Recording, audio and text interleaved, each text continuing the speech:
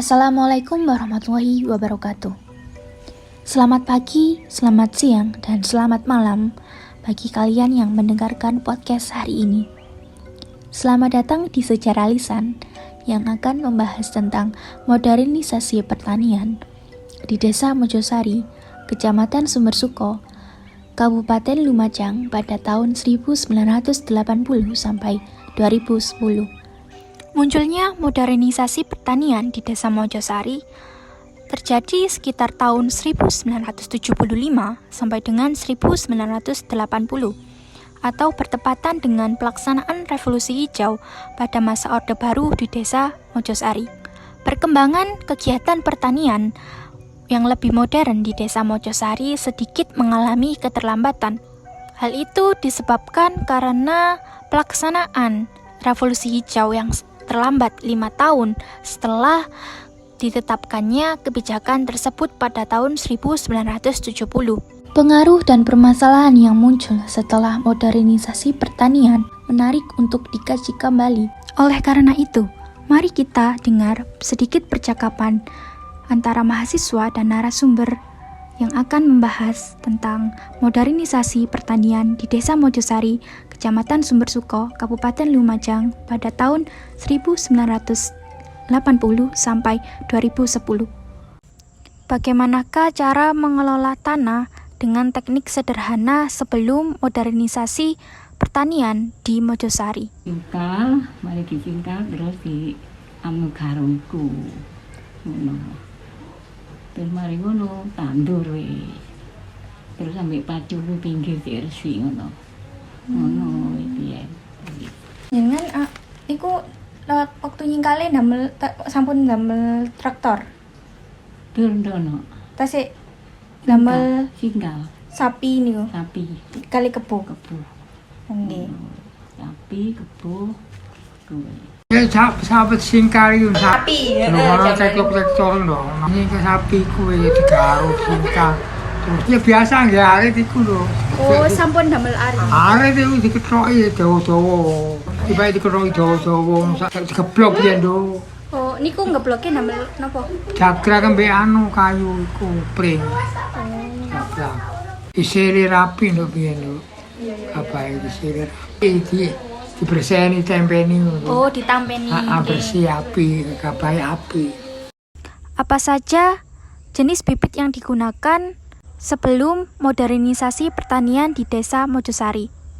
Pali kerol, pali poing, pali cempoware, sampai saya kan jak pali IRI. Pali Jawa, krowol. Pali Jawa sing digampungi lho. No gagange krowol markoti. Apa saja jenis pupuk yang digunakan sebelum modernisasi pertanian di Desa Mojosari? Ya jangan biyen yo konoan iku, cletong iku ambek. Ya penyen api pupuk cletong lho. Dan bagaimanakah cara mengairi sawah pada saat sebelum modernisasi pertanian? Wangan. Langsung mendeteng wangan. Ngono to wone. Kewangan. Kan irigasi itu kewangan. Kewangan. Dari mana Bapak memperoleh bibit dan pupuk untuk mengelola tanah pada tahun 1990 sampai 2010? Bibitan biyen yo gawe dewek lho. Ora satu tuku biyen. Kalau pupuk kimia itu Bapak dapat dari mana? Ya dia tuku ndek kios-kios ngono lho, tanian. Bagaimanakah cara membasmi hama tikus sebelum menggunakan obat pembasmi dari bahan kimia? Ya dirijiki pokoknya papane lho, galang-galang dirijiki. Ya bersihane ambek dikira kurung-kurung ngono. Itu piano pring dianti nam-nam. Dianu lirang. Ketika Bapak selesai panen, hasil panen tersebut dijual kepada siapa, Bapak? Nguyang-nguyang, wong Jawa ngene, wong Jawa. Ana wong anu ana wong golek wong nguyang ngono. Dodolan gembrengan, bobote kadang-kadang 12 kilo sak gembreng. Apakah pada waktu pelaksanaan Revolusi Hijau terdapat penyuluhan untuk menggunakan bibit atau pupuk dan alat-alat teknologi lainnya? Kumpulno Wonten kandha. penyuluh. Sak ana PB iki, PB. Oh, Ya nang kanca-kanca iku pokok sik durung 2000, yang 75.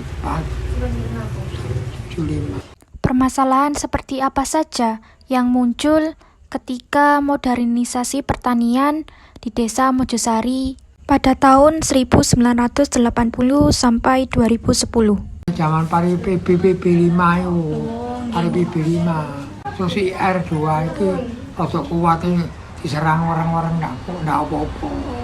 PB 5 oleh akeh lho. Tapi kena diserang kena pengaruh itu. Kami masih mes barang sama Soro saiki. Enakan piye. Ya pokoknya sih ora tuku mes langsung ono. Sakniki dibatasi. Dibatasi regane larang. Ya ndak biyen bebas tuku piro. Surat iki, ya KTP macam-macam Mbak, pajekan bareng. Enggak duit pajak itu bayar yo ndak oleh. Buru-buru tani akeh piye saiki ndak. Oh, sakniki Saiki mah mesin kabeh iku sih. Mesin tok saiki. Macul di loro mari kono ya mesin tok. menurut Anda, manakah yang lebih menguntungkan antara pertanian sebelum modernisasi pertanian dan setelah modernisasi pertanian di Desa Mojosari berkembang? Enakan piye yo. Saiki ndak pati ono wong oli. Kan dosa-dosa tambah. Apa ono wong oli tinggi dijoseri apa. Masih ngarike yo. Asbel rombing barang tambah. Ono wong ngari, ono wong oli. Kaum buruh susah. Saiki petani dan terusno. Biyen sing terusno karena ganti anake terusno tani jarang. Sing akeh nyambut gawe pabrik-pabrik sing kita cepet oleh dhuwit. Wong tani kan sik 3 wulan sepisan. Kenapa sebagian besar anak dari pemilik sawah ini tidak mau meneruskan kegiatan pertanian yang dimiliki oleh orang tuanya? Ya penghasilannya kurang lho, karep rabi ngono kurang cukup mencukupi.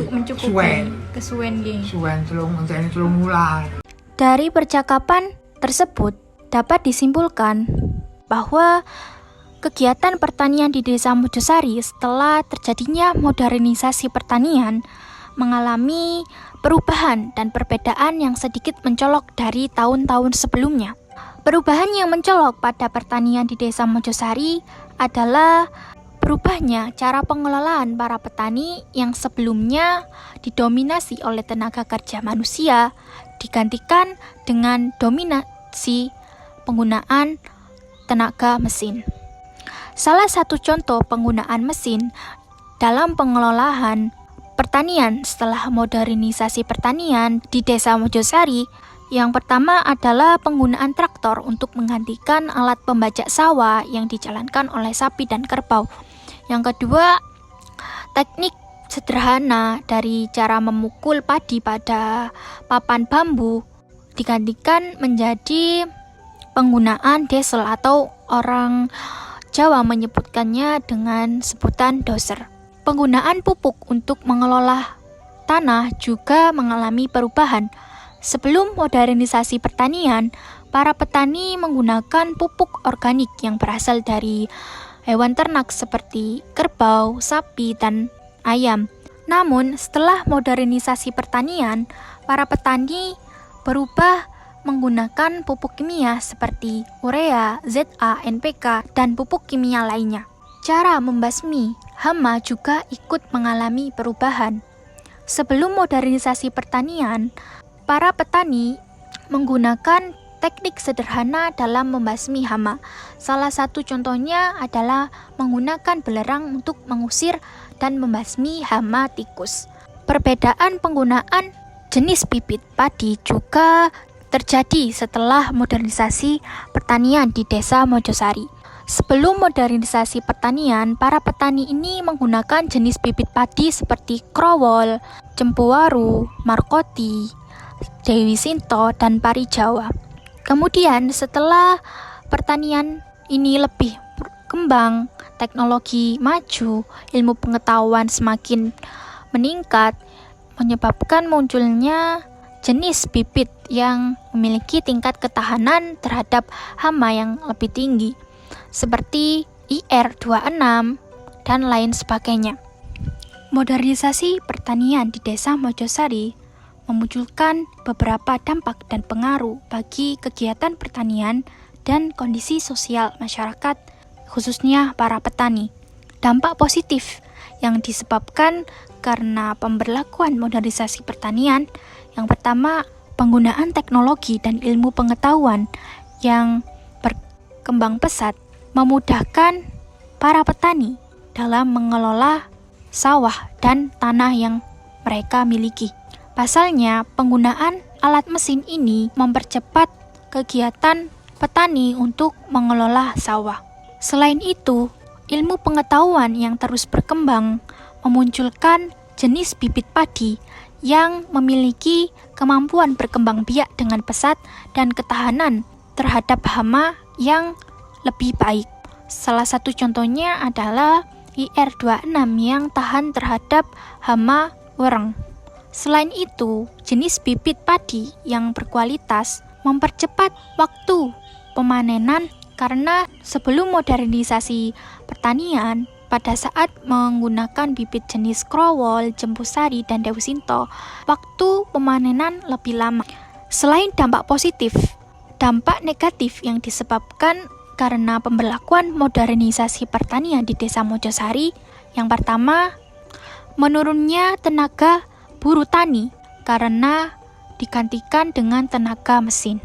Penggunaan mesin menyingkirkan tenaga dan jasa para buruh tani yang sebelumnya mengelola tanah dan persawahan, sehingga buruh tani kehilangan pekerjaan. Yang kedua, penggunaan jenis bibit padi yang belum tentu berdampak baik bagi lingkungan. Salah satunya adalah penggunaan PP5 pada masa revolusi hijau yang malah merugikan para petani karena penggunaan PP5 ini memunculkan hama wereng yang merusak padi.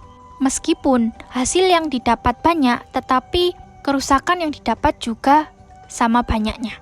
Yang ketiga, penggunaan pupuk kimia dan pembasmi obat kimia yang merusak lingkungan dan mengganggu kesehatan para petani. Pupuk kimia yang digunakan akan mengurangi kualitas tanah dan membuat tanah menjadi ketergantungan terhadap pupuk kimia. Dampak negatif yang terakhir, menurunnya penghasilan para petani. Salah satu faktor yang menyebabkan menurunnya penghasilan para petani yaitu modal yang dibutuhkan dalam pertanian lebih besar dibandingkan penghasilan yang mereka dapatkan. Untuk membeli mesin seperti traktor membutuhkan dana yang besar agar para petani bisa mengelola tanah. Penghasilan petani yang kian menurun dan tidak dapat mencukupi kebutuhan sehari-hari menyebabkan anak dari para petani yang sudah tua tidak ingin meneruskan kegiatan pertaniannya, sehingga para petani yang memiliki sawah menyewakan tanah yang mereka miliki kepada orang yang ingin mengelola sawah tersebut. Selain itu, para petani juga mengalami kesulitan saat mendapatkan pupuk kimia. Hal tersebut disebabkan karena banyaknya persyaratan yang harus dipenuhi petani untuk mendapatkan pupuk kimia. Salah satunya seperti KTP, perpajakan, dan lain sebagainya. Dari permasalahan yang didapat pada modernisasi pertanian di Desa Mojosari, perlu untuk dilakukan penelitian dan perbaikan, khususnya pembinaan bagi para petani, buruh tani, dan personil kegiatan pertanian. Apabila kegiatan pertanian menjadi lebih meningkat, Indonesia yang terkenal dengan tanah yang subur memiliki pertanian yang makmur. Sekian podcast hari ini. Semoga bermanfaat bagi para petani dan kegiatan pertanian di era modern. Sampai berjumpa di podcast selanjutnya. Wassalamualaikum warahmatullahi wabarakatuh. Hingga pabrik datang, sawah perlahan menghilang.